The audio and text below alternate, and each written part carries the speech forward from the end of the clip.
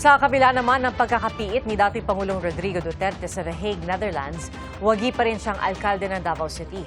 Ang tanong, paano ang kanyang proklamasyon? Saksi, si Marisol Abduraman.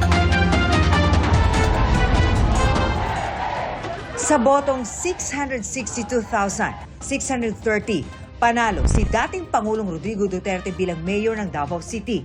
Tinalo niya ang nooy miyembro ng kanyang gabinete, si dating Secretary to the Cabinet na si Attorney Carlo Nograles na nakakuha ng 80,852 na boto.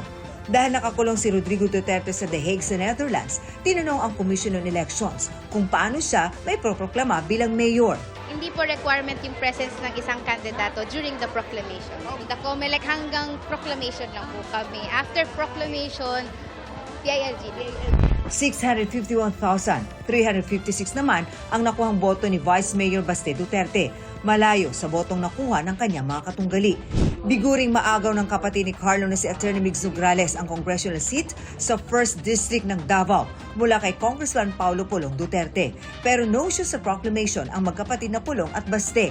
Ang dumalo, tanging mga anak ni Pulong na sina Rodrigo Rigo Duterte, na nangunang konsiha sa 1st District at bagong hala na kongresistang si Omar.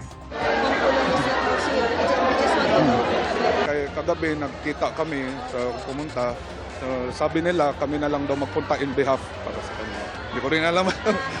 Baka may may gawin pa, may flight pa. Para sa GMA Integrated News, Marisol Abduraman, ang inyong saksi.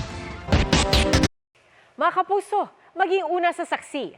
Mag-subscribe sa GMA Integrated News sa YouTube para sa iba't ibang balita.